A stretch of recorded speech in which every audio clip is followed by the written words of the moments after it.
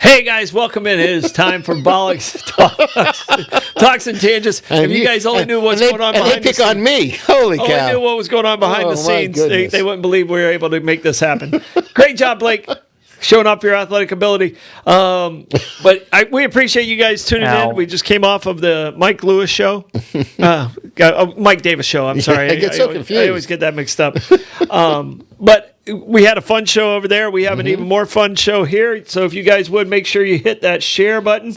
Blake is standing up in the studio. I'm not sure what he did. Everything good? Okay, all right. He made me nervous with that move. So I'm trying to share the show. You know, I was looking up my last minute word origin because I said I wanted a particular word and I forgot to look it up in between shows. So I appreciate you guys tuning in. Make sure you hit that share button. And the first thing we got to do, we got to pay some bills. First one is the St. Augustine Distillery and Citygate Spirits. Starting off 2025, you guys need to get your butt down there if you haven't seen any of these tours yet or tasting tours. They're the best in town and the best. Oh, thank you for the lozenge. That will come in handy as a prop. That's why I gave it to you. But they are the best. They have wonderful flavors. Oh, yeah. Last week we drank the peach. We got a different whiskey tonight from Texas. But you know, just that peach is just, to me, one of my favorite ones that comes out of Citygate. I haven't tried it in the lemonade, which was your suggestion yet. I'm still big on that in sweet tea or anything else. But I'm going to make a peach pie when peaches come back in the season. I'm going to use that. But peach in the lemonade is really tempting. Yeah, no, I think you got to try it in the lemonade. Also, Meehan's Irish Pub. Reggie and the crew over there, congratulations, surviving Hell Week. You know, it was crazy downtown. Oh, I was there. It was absolutely crazy. I was Talked there. to Reggie a little bit this week. You know, he said they made it through, but you know, I don't think it was anything like any other December we've ever had here. I've never seen, in my 10 years here and doing tours in the middle of Nights of Lights and everything else, I have never seen as many people in town as there were this year. It certainly seemed that way to me anyway. And by the way, if you're going to Meehan's, wait until tomorrow. They're still closed tonight. Yep. They closed for 3 days this week to do some deep cleaning.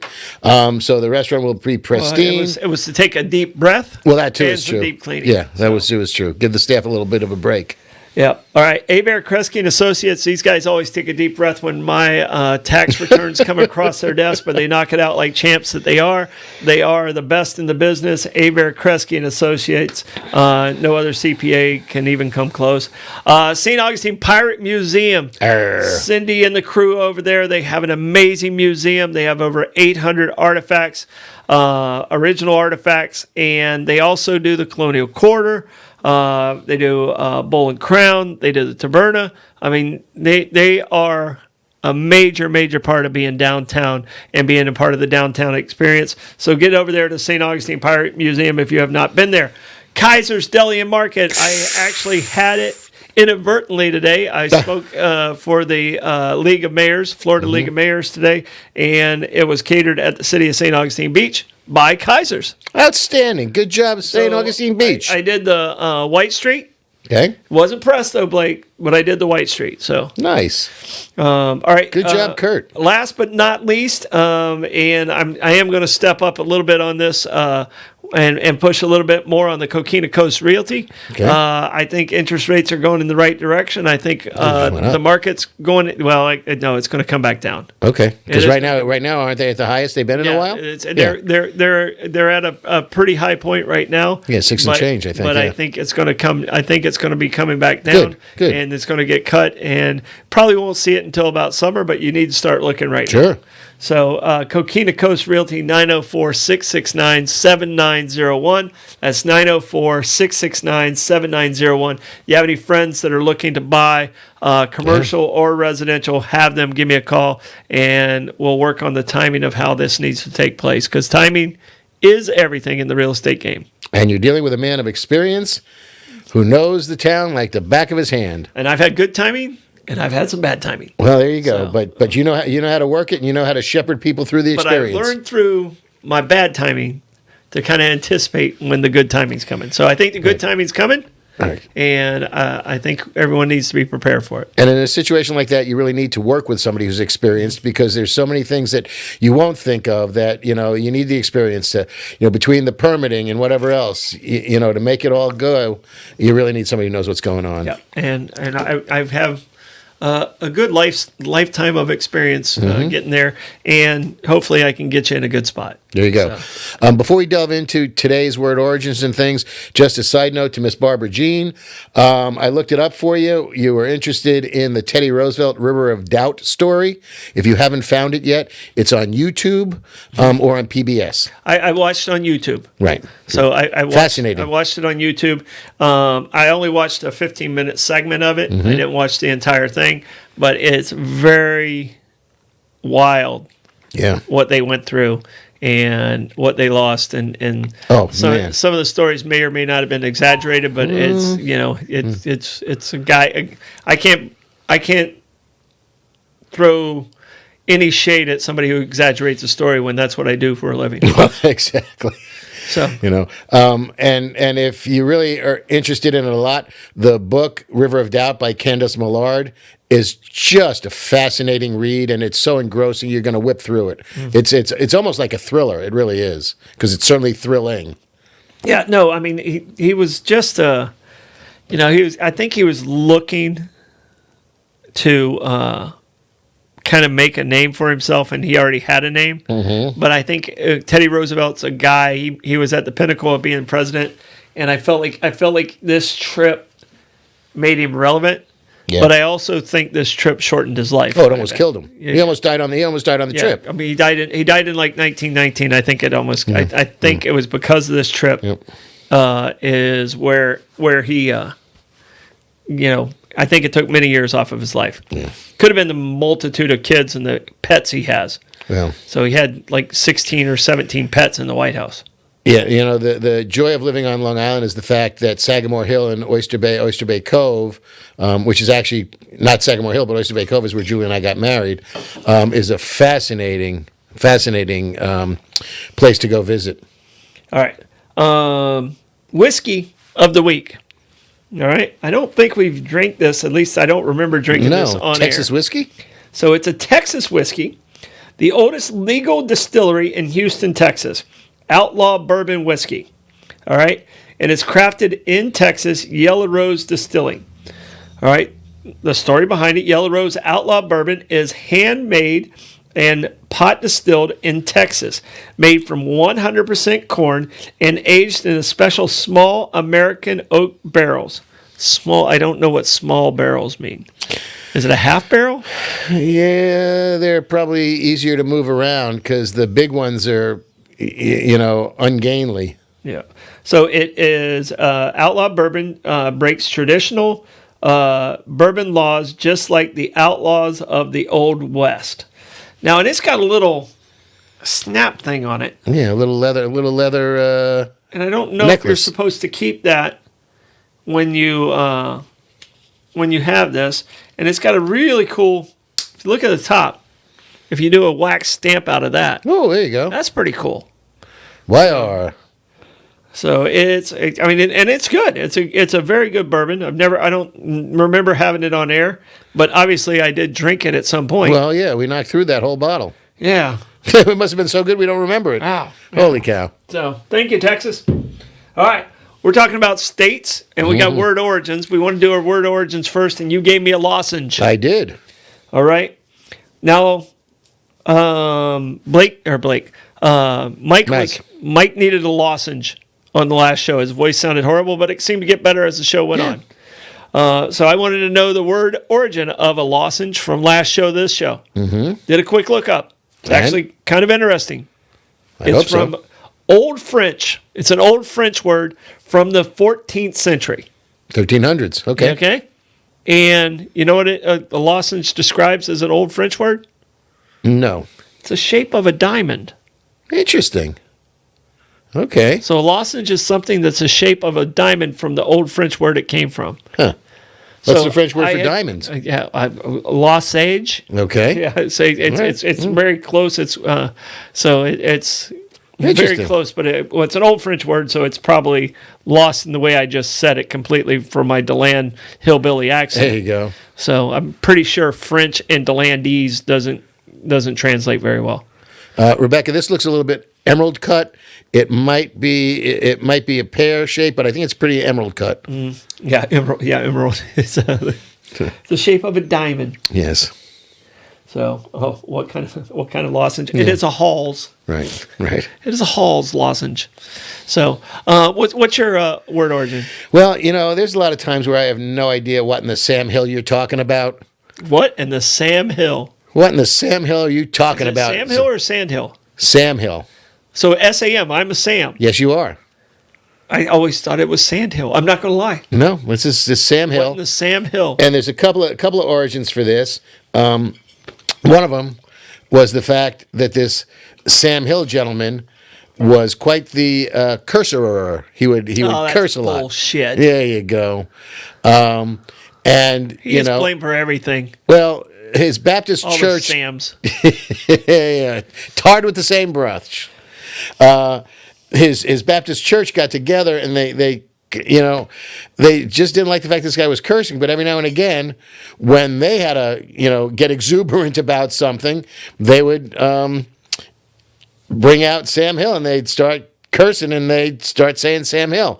Now, there's another variation of that where the Sam is less important than the Hill part because the Hill part replaced hell, and it was Sam Hill would be the devil or hell. Okay. So it's like, what in the hell or what in the devil are you talking about? Mm-hmm. And instead of bringing those into the conversation, they go Sam Hill. Okay. Yeah. So it became Sam Hill became the devil. Mm-hmm. Satan himself. Beelzebub. What in the Sam Hill are you saying, Lenny? Yeah. All right. Yeah. All right. I like it. I like it. That one worked for me. And if he cusses too much, just give him a lozenge. Exactly right. Just give me the diamond instead. I'm a big fan of emerald cuts. I like them. You like your emerald cut? I like an emerald cut. Yeah, I do. All right. They're classy. Okay. Yeah, timeless. All right. Let's get off this subject. Thank you very much. Yeah, I know. Hey, you know Rebecca, what? He's joking about this. Right. Hey, I dodged a bullet. Not only did I marry a magnificent woman who I love dearly, but, she still likes you most days. Most days. Yeah. Most days. Well, there's it's I go 60-40 in my favor. Yeah. Yeah. No, I'm going to give you most. Yeah. In public, she actually acts like she likes you. More than not. Yeah. Well, I pay her well. I do. I don't know if that's true or not. But, she might pay you well. Well, that she does. Okay. She does. She makes me a very happy man. Yeah. I hope I make her a very happy woman. Yeah. So, good. You did. You hit the jackpot. I did. All right. We're talking about states.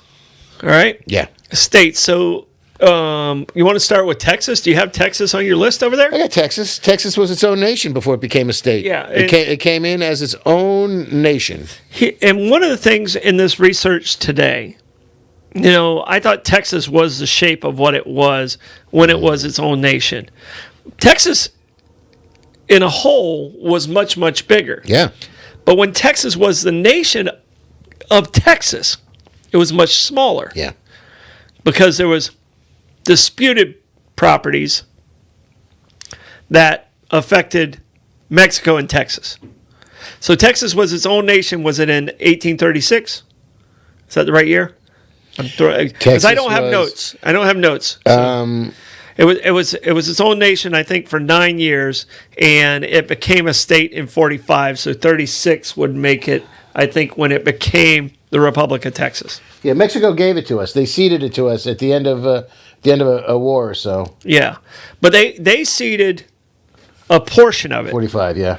They ceded a portion of it, and there was still a dispute on who owned the rest of it.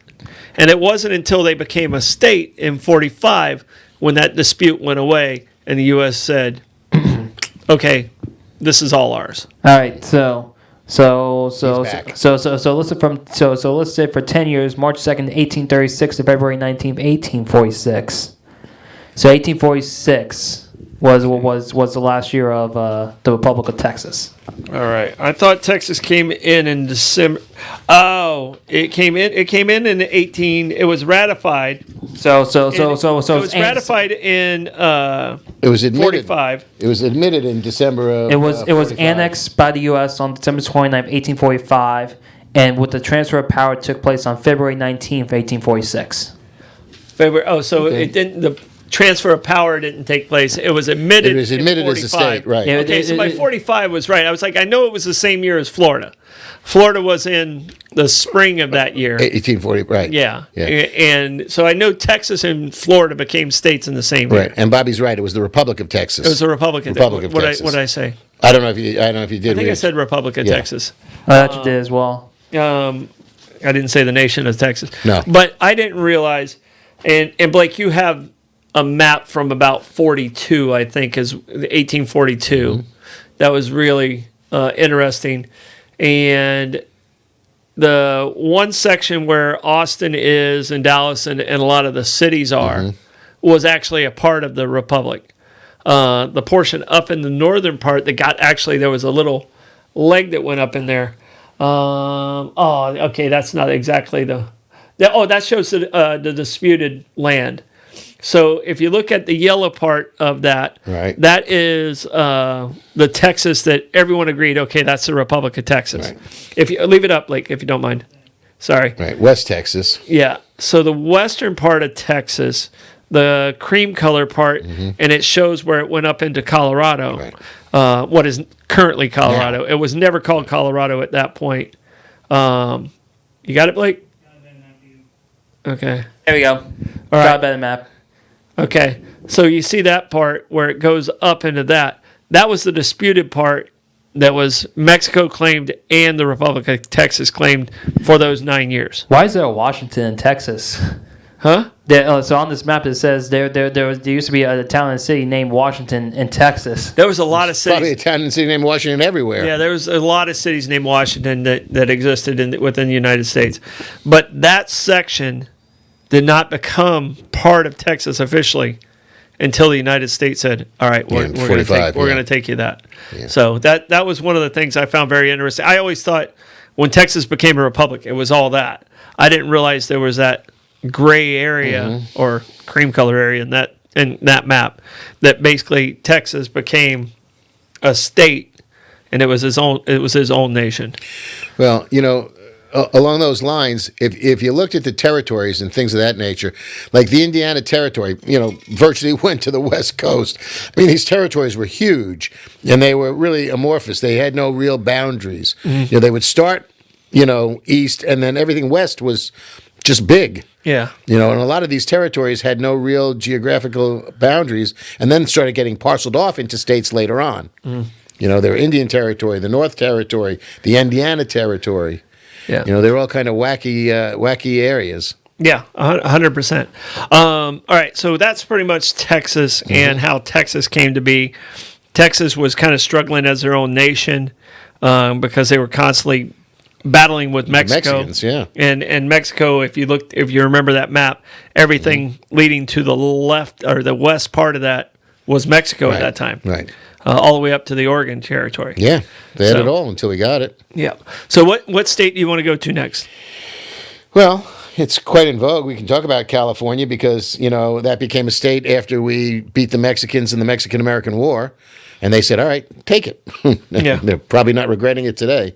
Sadly, what a horror show that is in poor Southern California. Oof. Yeah. Tragedy. Absolute tragedy. Oh, it's terrible. Yeah. It's absolutely terrible. Yeah. And the winds kicked up again. They were hoping that the winds would stop, but the winds kicked up again. It's interesting because there's a whole process. You can't just decide to be a state. It has to be ratified by Congress. A lot of times there's an enabling act that goes out that allows whatever territory or geographic boundaries to create a state government first, and then they get ratified by Congress to become a state.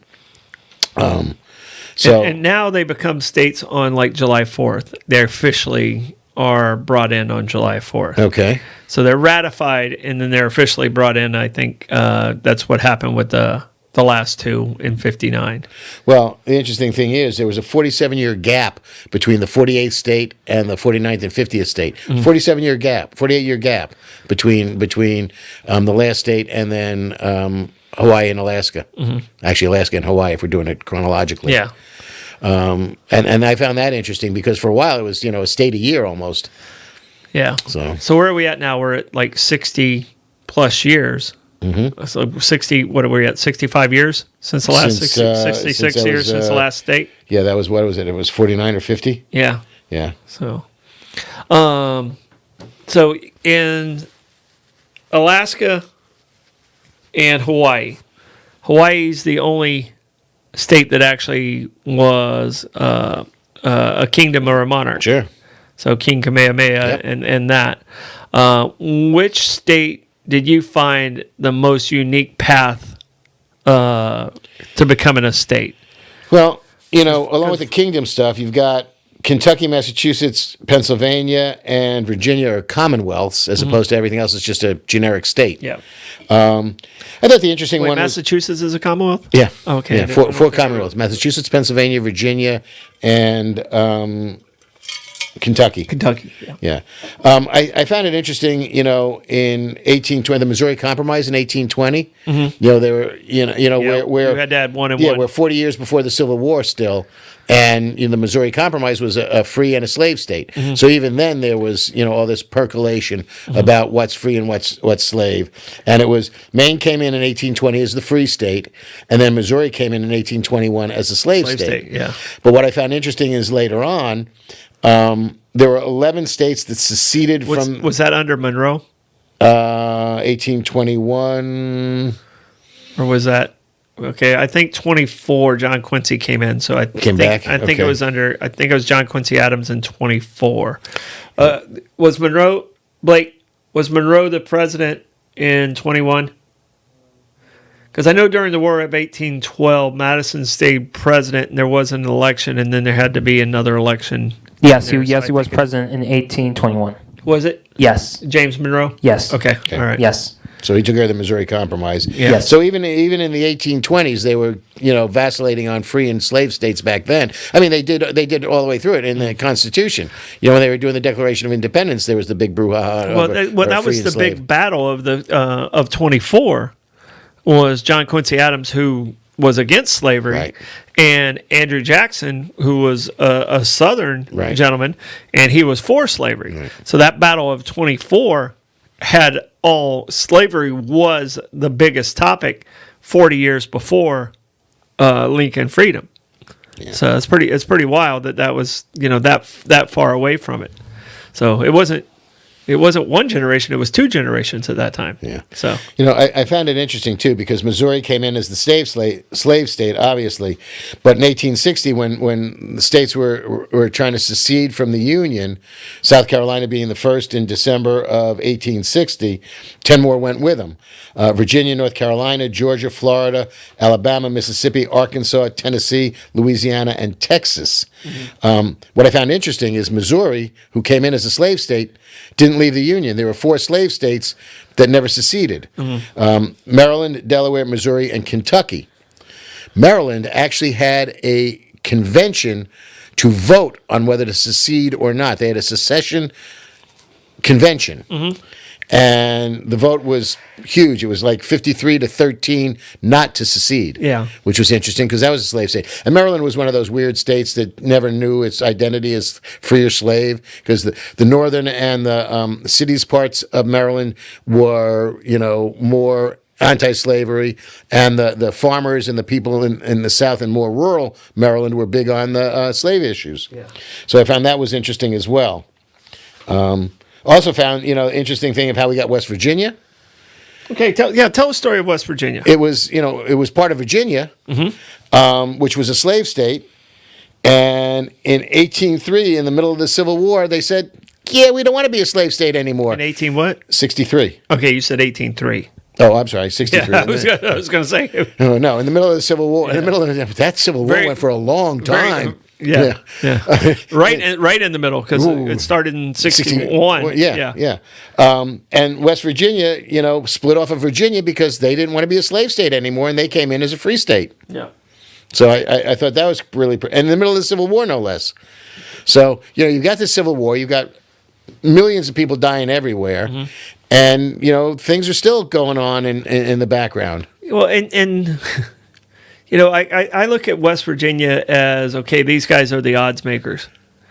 And they're like, okay, which way are we going? Yeah, which side are we going to pick? Yeah. And I think they hedged their bet there. Well, by 1863, the war was not won by the Union at that point in time. It was still brutal. Oh yeah, no, it was very brutal, but I still believe at that point the backing of what was there, because the war machine was in the North. Yes, absolutely. It was the South didn't build up their arms the way they could have if they were prepared for it, because we're talking about an argument that's been building up for 40 years. Yeah. So I think West Virginia picked the right side. And yes. They might have been the first odds makers in the United States. There you go. So they hitched their wagon to a star. Yeah.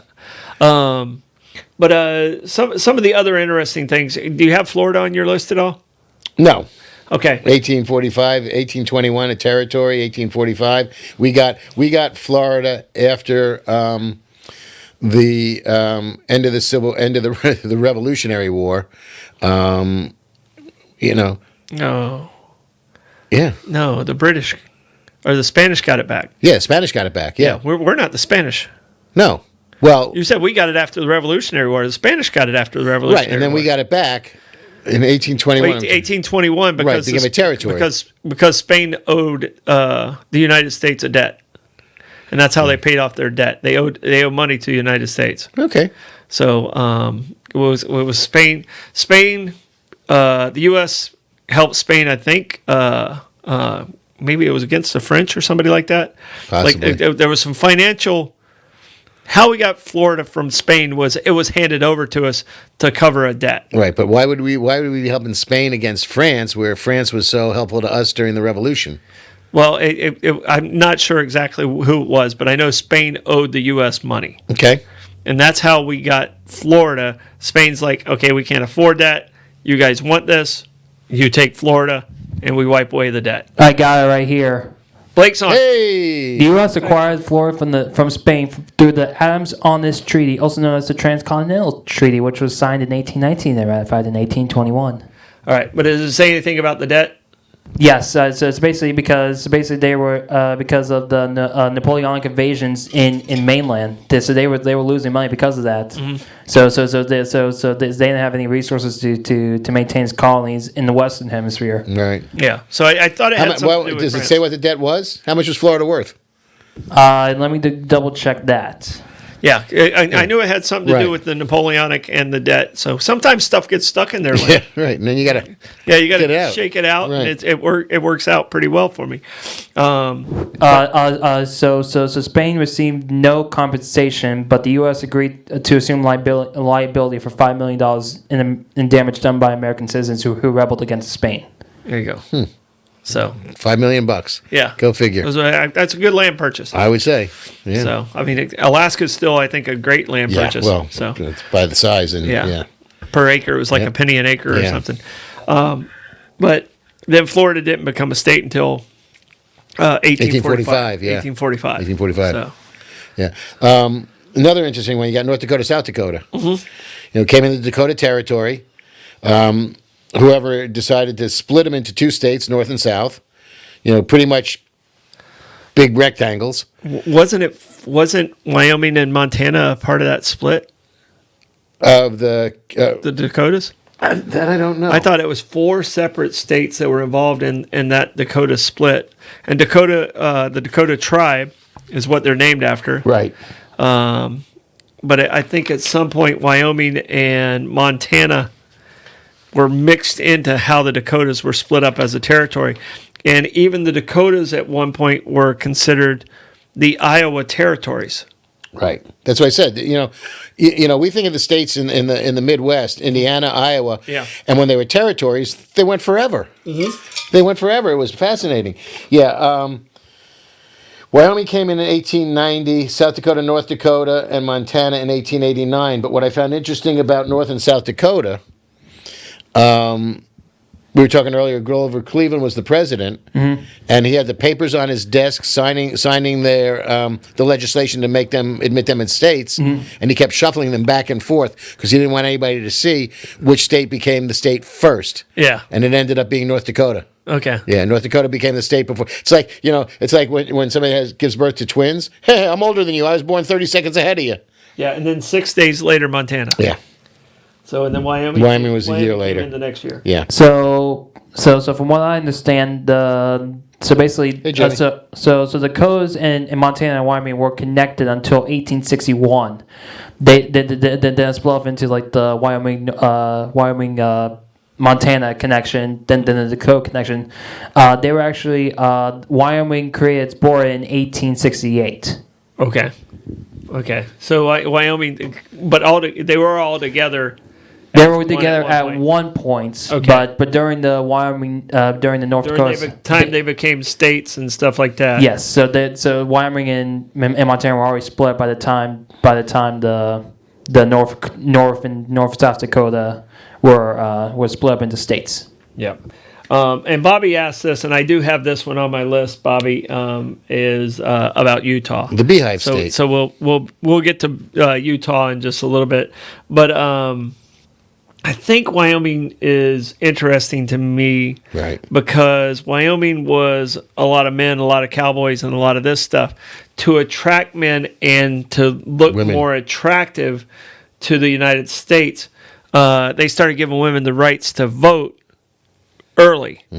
So, and Blake, I believe the first House of Representatives or senator that was a woman was in Wyoming, and it was before the United States had given rights to women to vote. Yeah, so it was 1914 when Montana gave the right to vote for women. Then 19th Amendment was 1919.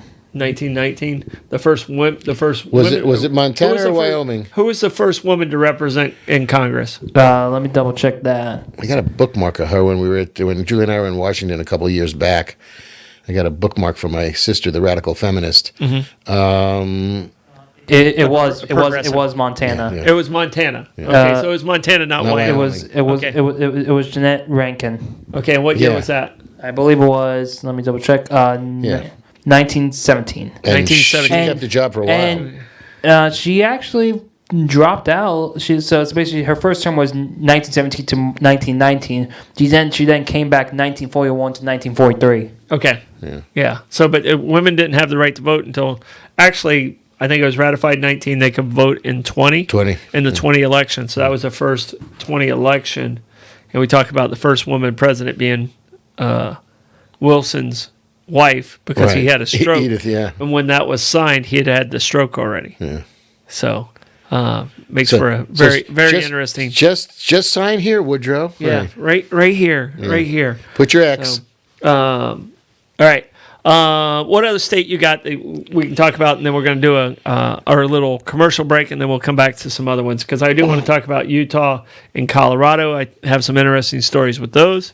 Well, I'm good here. I went into the Articles of Confederation and then the Constitution to see how the process goes. Okay. Because, when they did the Articles of Confederation in 1777, nothing happened until it became enforced after all the 13 colonies ratified the Articles of Confederation, and then that went into effect.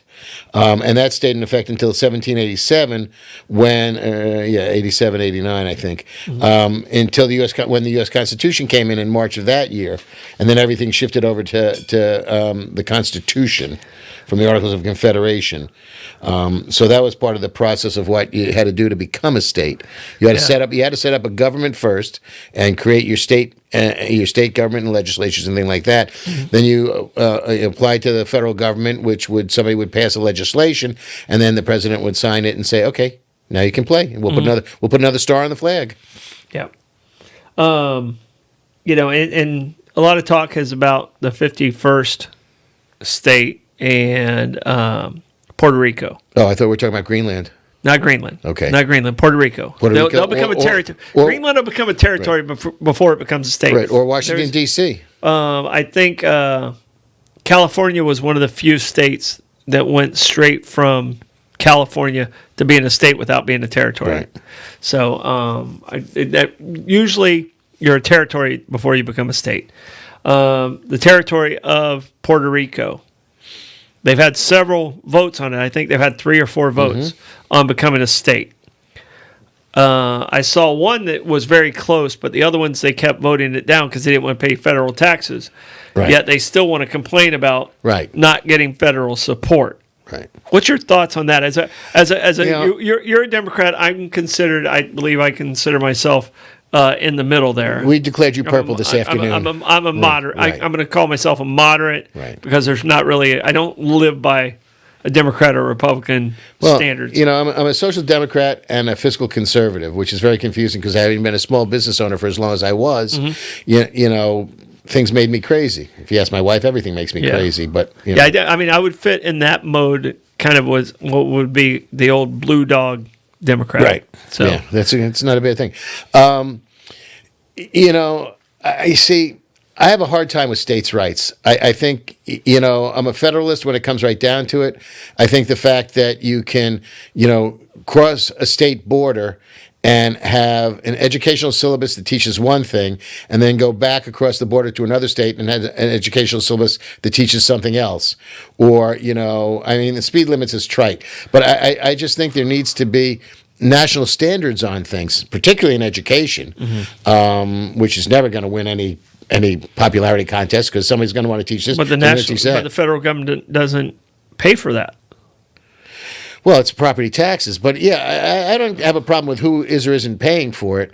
I have a problem with the fact that I have a problem with that. What? If they're going to tell me what to do, and they're not paying the bill, well, pay the bill. I got a problem with it. I got a problem with that. I understand that, but I have a problem with the fact that you can learn one thing in one state and it's contrary to what you're going to learn in another state, and it's only getting worse, by the way. Well, and as far as I've noticed in the United States, you are free to move to that state. I understand that. So that's where my and I'm being a little contrary with you. No, right I appreciate that because I have a problem with the federal government telling me what I should teach my child here. Well, then go to New Hampshire. But they're not contributing right to how that's getting paid for that education. So the person who's paying the bills should have say, in my opinion. Well, I take umbrage to that because in Florida now, where charter schools are running rampant, and they do a great job in a lot of places, but many of them are parochial. And, we're paying to support parochial schools. And I have a problem with that. Well, that's because of the vouchers. Right. But you know what? But you want to send your child to a private school? Send them to a private school. But you're diminishing public education. It's not equal to equal. Well, you're sucking money out of public education. No, they're contributing money that they're not using to that level. I don't know how the dollars are falling out because now Florida's being very generous now. No, they're it's not dollar to dollar what goes into an education of an individual child in a public school. They get a small percentage if they want to send their kid to a parochial school. And I'm not a religious guy. No. But it's not dollar to dollar, and it actually saves the public school system money by doing that. So I see that as being physically responsible of saying, okay, you want to handle that on your own? We're going to give you a little piece of this. Right, and then go pay for it yourself. And you're going to pay for yourself, and we're going to give you a little piece of it, and it's still going to save us money per child on the public school system. So I don't have a problem with that scenario. If it was dollar for dollar, I'd probably have a problem with it. So it's a percentage that they get for the parochial schools. And if that's what you want to do, and you still have to pay above that, what you have, and you're taking that, I can live with that trade-off. Okay. So I understand where you're coming from. Like, hey, leave the money into the system. Right. But I think with the system that they have in place with the vouchers, all right, we'll give you a little nudge that way, but it's still a net win on the public school system. So you don't see that, you don't see the numbers that way. I understand what you're saying. You understand the Troy math with it, or I understand. Like, you understand the Troy math with it, or did you fall asleep on that conversation? I've fallen a little bit asleep on it, but I am here to help you if you have any questions that you want me to research. Is there anything you want me to Google search right now? No, Come on. I don't think we need to. I don't think I can get that deep into right, it. And I don't think we can save it for another topic. No, another show. Blake, what I'm saying is I don't know exactly what the percentage is for the voucher. And how much the vouchers are vis-a-vis what the tuition is. How much per child expense. Right. But the way I understood it is the per child expense, they give you a little bit if you want to go here, but still you're contributing to and I'm sure the vouchers don't cover what a full tuition would be in some of these schools. No, they don't come close. And yes, Kathy, Puerto Rico does have their own government. Yes. So they have a governor, which is the lowest paid governor in pretty much all the territory. So it's only like $40,000. And they have the same power structure that Cuba apparently does these days. Yeah. So right now they're saying the vouchers are around 8,000 per year that they can be used for private students. The average cost of a private elementary school in Florida is around $10,592 per year. The average cost of a private private secondary school is around $11,829 per year. Yeah. And the average cost of a private four-year college is $45,156 per year. Yeah, but the vouchers don't apply good job getting college, all those scholarships you got. Actually, those tuition seems a lot less than I would have expected for private schooling. Honestly. Yeah. So the voucher's taking a big chunk out of it. In Florida, it's much cheaper than what it is in that's for sure. New York. It's much cheaper for private schools. Yeah, the voucher is taking a big chunk of it. So it's very beneficial if you're going to send your child to a private school that you're taking. 3/4 of the tuition is paid for by the state of Florida. Yeah, Blake, on the Puerto Rico side, if you don't mind doing a quick research on how much the governor of Puerto Rico gets paid on an annual basis, I think it's only about $50,000. It's pretty ridiculous how cheap it is, and how much they pay on average. Private school tuition is what Blake just flashed up. Puerto Rico? That was the average cost of private school per state. So we're like around like 10,000. I think New York's like around 20,000. I think like North Dakota is like around 5. Like 5K. But Puerto Rico is around 70,000 a year for. That's what the governor gets paid? Yeah. Yeah. And then what were we asking about? How much citizens? How much do they pay on average in income tax? Where ours, I think, is about 15 to 20%. What's that? I'm sorry. On income tax. I think they only pay like 3% in income Puerto tax Rico? in Puerto Rico. Yeah. Let's see. The average is around. Let's try to see. So, I mean, the reason the infrastructure is so bad in Puerto Rico is they chose not to be a part of the federal income tax system. And it's come back to bite them in the ass. And it's coming back to bite them, and their ad valorem taxes are ridiculously low. So the average is around $2,732.65 to health, $297.96 to government, $52.80 for immigration and border control, and $14.97 for federal prisons. Does it give a percentage of income tax? The percentage of income tax that they pay annually? Let me check. Hi, Robin. So usually they don't give a percentage, but the total taxes for everything, according to this, is around $10,080. The U.S. average is around $13,367, so they're below. Okay, they're closer than. So it's more than you thought. They're closer than I thought. I'm not going to lie, they're closer than I thought. And is that income tax or is that also that's federal income tax only? Federal income tax. They're way closer than I thought. Right. I thought it was significantly broader. Yeah. So I it's still lower, but it's only like. So 20-30%. Yeah, so on this website here, this is from the 2022 federal taxes. Yeah. It says we here in Florida we average like around $14,873 in federal taxes. Yeah, so it's still 20. Right. It's 20 to 30%, almost 25% lower. Do you want to guess the highest federal taxing territory or state? I'm gonna say highest as far as income tax. Yes. Including their state tax. Yes.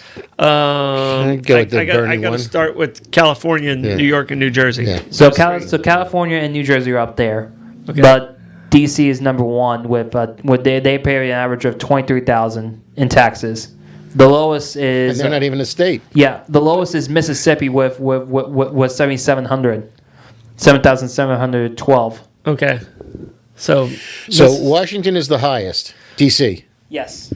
Interesting. So Washington D.C. is the highest, but that's because that's probably also equally the highest income earners.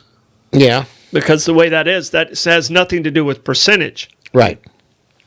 So if you can find that exact same stat in percentage, Blake, I would like to see what that percentage looks like, because I think federal income tax in California, you have to do a plus like 14% on top of the federal income tax for the state of California. And it's like 13 and 13 in New Jersey and New York. They add that extra. So if you're at a 26 if you're at a 26% tax rate in California, right, you got to add 14 on top of it. I got it right here. All right, let's see. You mean for state tax? For state tax. Oh, okay, 14% is like the state tax. Yeah. The state tax is on top of it. And when Trump was in the first time, that's why they got so mad, is they were given breaks on their federal tax because of the state tax that they were paying. Mm-hmm. So, that's the whole conversation. You want to be a part of the country, pay the country tax. Well, that's the whole problem now is in less California, but New York, New Jersey, maybe partially Massachusetts. They're talking about the salt tax, which is the state and local taxes that used to, there was a threshold that you could deduct that from your federal income tax. And property taxes are so high in New York and New Jersey that people were able to deduct them and diminish the amount of federal taxes they paid, and that went away. Mm-hmm. So you've got the Long Island delegation in particular, and I would presume Westchester is piggybacking on it, but it's been the Long Island delegation that's been fighting to renew the SALT deductions because people are getting creamed because their state taxes are so high. Yeah, and if you want to be part of the government, be a part of the government. Don't be half-assing it. Yeah, well, you got to pay for it. All right, but Blake, by that same where token, are we at with the percentage that way?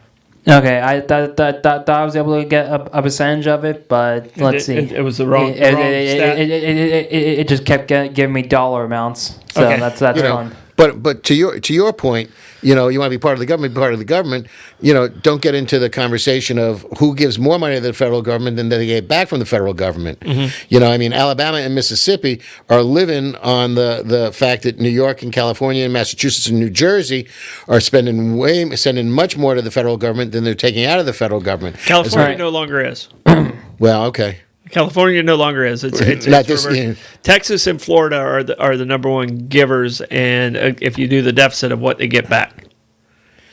So, we're population wise 2 and 3. Right. California is on the other side of that now, okay. And I believe there's only 7 states that send more than get more. Send more than get more. Okay. And I think California's out of that now? I think California dropped out of that. Interesting. So. Okay, I wouldn't expect that. Yeah.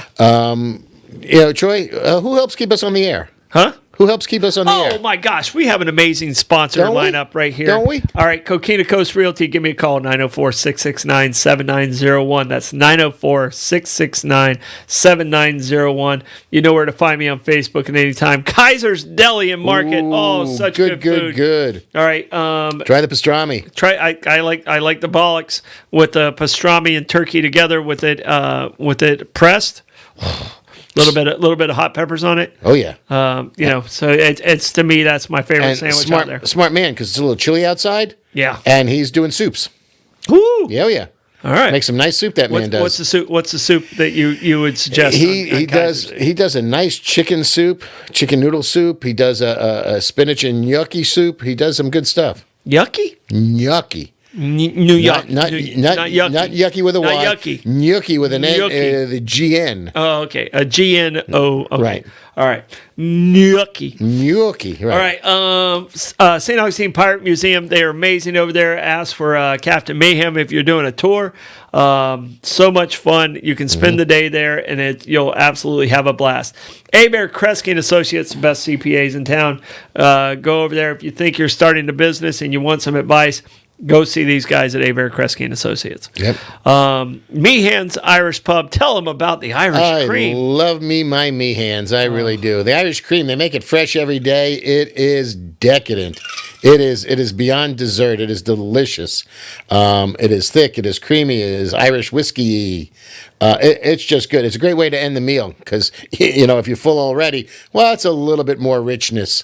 It really is great. Every now and again, I'll get the Irish cream and throw a shot of Kahlua into that. Woo! That's a combination for the ages. That is just delicious. Yeah. It really is. And the food there is fabulous. Key lime pie is one of the best key lime pies in St. Augustine. I have a friend who goes, I don't eat bar food.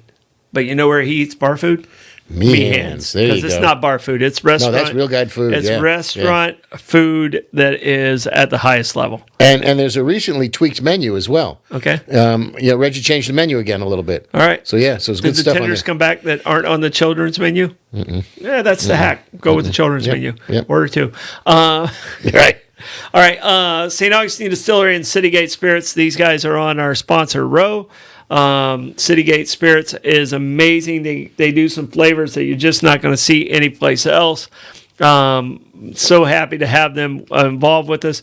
And we do have some room for sponsors out there. If some of you guys listening know somebody that can benefit from getting their business out there, have them give me a call and we'll take care of them and make sure we show them a lot of love. So, but we do only accept sponsors that we believe in. That's it. So, that we can personally support, and we do. As you can tell by when we talk about all these, they're very, very familiar. They're good to us, and we're good to them. Yeah. I treat my sponsors well. As a matter of fact, I've got friends coming into town next week. I don't think they've been to the Pirate and Treasure Museum, and they're about to. Oh yes, yeah, they need to go. And my blessed wife is going to say, "Been there, done that, a lot. Have a nice time. Yeah. I'll take the afternoon off." See, me and Maeve go a lot. Yeah. And every time I go, I try and hit a different pirate because they have the interactive board. And she sits on my lap. I read it to her. And we go shoot off the cannons. We sit in the back room. And, because you're below deck in the back room, which is very interactive. So we really, really enjoy the Pirate Museum. And hang on one second. Just a side note, Kathy, I haven't forgotten about you. I've got 3 books that I'm in the middle of. And Book of God is there, but it's 600 pages, and I'm getting through it.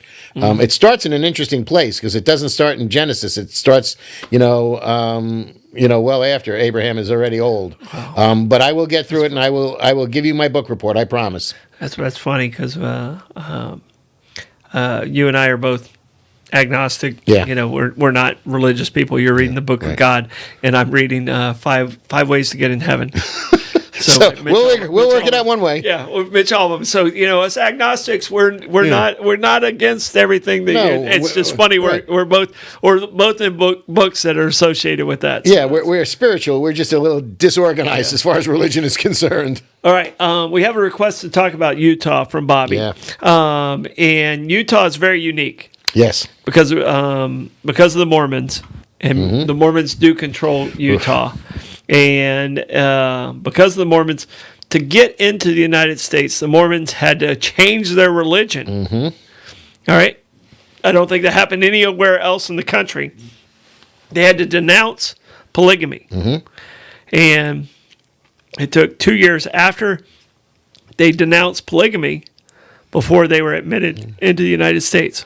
And I don't know how many people realize that, like a lot of other religious denominations, the Mormons were brutally persecuted. I mean, they were. It was legal to shoot a Mormon. Yeah, it was not a good thing. The murders that took place in the mid 1800s against Mormons, they were probably outside of the black race. They were probably in the United States in the mid 19th century the worst treated group that I can think of. Well, Native Americans. I'm sorry. There's so many we can throw. Oh yeah, no, we're indiscriminate as far as that's concerned. We're not great when I go to make that statement. It's we don't have a good track record on that. Hopefully, we're getting better. Well, that's why they had to go as far west as they could to where there were no other people around. I mean, the Great Salt Lake in Utah, there was nothing there when they got there. So, but the Mormons had to denounce polygamy in order to get into the United States, as it was a trade-off. And who was president in 1896, Blake? Was that just before McKinley? McKinley was voted in 96. Who was right before McKinley? In 1896. Was it Garfield? No. So you're saying it was in 1896? Yeah. Then it was McKinley. McKinley was in January of 96? Yes. Okay, so he came in. He came into the election because in 92. because 1896 was an election year, so it had to have been McKinley. McKinley won in 96, but it was in January of 96. Yes, so it was McKinley. McKinley, so he was in his second term. Oh, so he was a two-term president. Then he was there. He was a two-term president. Because inaugurations were still in March back then. Yeah. Now, interesting. Oh, wait. January 4th of 1896. Stop. Yeah. It was Grover Cleveland. Grover Cleveland was still there. Yeah. Okay. Yeah. All right. So he did North Dakota, South Dakota, and Utah, among others. I don't think he was there in 89. I think that was in between his terms. In 1889. 1889, that was Benjamin Harrison. Oh, I thought we had it at Grover Cleveland before. Okay. He went out in the election of 88, so he was there until March of 89. But North Dakota didn't come in until November of 89. Right. So Benjamin Harrison, the grandson, was there for North Dakota. Who also might have been the first state funeral. Oh, really? I think so. It was one of the Harrisons. Yeah, so I guess today we Jimmy Carter. We laid to rest Jimmy Carter. Rest in peace, you great man. Yeah. What a human being he was. So, and Kathy said she read 5 Ways to Get into Heaven. Yeah. And I don't know if have you read Not yet. Tuesdays with Maury? No. Okay, Mitch Albom he's a sports writer, but his book Tuesdays with Maury is, I mean, it's a true tearjerker. Yeah. And the movie with Jack Lemmon crushed that. if you don't want to read it, rent the movie Tuesdays with Maury with Jack Lemmon. Okay. So, right, like, have you ever heard of any of those books that I have not. I have not. All right, and the reason I have been guilted into reading 5 Ways into Heaven, because I was talking about Mitch Albom and how well I liked his liking, and one of my veterans at Veterans Village gifted me the book. Okay, so I have to read the book. You do, for sure. It wasn't an option. I have to read the book. So Utah just updated their flag, their state flag, and put a beehive on it. Yep. I don't know how recent that was, but relatively recently. Yeah. So for the Beehive State. Yep. And Bobby said there are seagulls around the Great Salt Lake, hundreds of miles from the ocean. And they were named for the Utes, right? So the Indians, right? Well, that's talking about Indian names, and, right? And we're doing that earlier. Those things. Yeah. So, well, that's how Brigham Young, that was the sign from God that he thought was the answer. When they saw the seagulls, that's when they stopped. Mm-hmm. Otherwise, they would have been going. They would have gotten stuck at the Sierra Madre, Sierra Nevada, on the way to they would have been caught up California. In those mountains. So this is the new flag here. Okay. And it's got the beehive right in the center. Right, with the beehive. With the mountains there. It's the Beehive State. Yeah, for sure. Yeah, but I do always wonder about Utah though. What I always wonder. What happens if Joe Montana just waltz through the campus at BYU? What would happen to him? Joe Montana? Yeah. Because of when he was in Notre Dame? No, because of Steve Young. Oh, well, Steve Young. Steve Young. He mentored him. Steve Young got that monkey off his back. He's good. Yeah. And Steve Young. Steve Young was a great grandson of Brigham Young. Okay. So he went to Brigham Young, and he was a great grandson of Brigham Young. He was a legacy. He was literally a legacy. He was 100% a legacy. He was the legacy. So. And he had a pretty groovy football career as well. I think he did okay. So, They're both Hall of Famers. Right, I do. Hall of Famers. But controversial take, though. Quick controversial tangent. I do think Steve Young's a better quarterback. He had a couple individual years, but it all comes down to rings. Yeah. So, Bond. yeah. So you're saying Bill Russell is better than Wilt Chamberlain? Yes. Bill Russell controlled Wilt Chamberlain head to head, and if you go to those stats, how many games Russell won against Chamberlain, it's not even close. Because Chamberlain was all about the stats. He wasn't about team, and basketball's a team sport. Yep. So, people can say what they want. Best small forward, in my mind, is always going to be Larry Bird. Okay. Wow. So, and he wasn't small. As opposed to Irvin. Best Irvin Johnson. Yeah. Oh, he was a point guard. Point guard. He was a point guard. I don't know nothing about basketball. Yeah. So he was a point guard. Okay. So, and, wait, okay. Then so you're saying Larry Bird's a better small forward than LeBron? How can you call LeBron James a small forward? The guy's 17 feet tall. LeBron, I feel, is a hybrid player, so you can't really give him a position. Yeah. Because he played the point forward position similar to what Pippen did, and that's why his assist record, or his assist totals are so much higher. So LeBron is, to me, the most athletic, skilled basketball player I've ever seen live, and that includes Michael Jordan. And people call Michael Jordan the GOAT. I'm not so sure that's true. And people argue with me about that because I think one-on-one, LeBron probably beats every other player out there one-on-one because of his size, speed, and ball handling ability. And some of the players that are out now if they have the longevity, they may actually eclipse both of them, which is not going to be easy to do by any stretch of the imagination. LeBron's going to be tough because of his longevity. Right. I mean, the man's 40 years old, and he's still playing at he's slowing down a touch, but he's still playing at an exceedingly high level. He's playing at an incredibly high level. I'd still put him as a top 10 player in the NBA at age 40. LeBron, absolutely.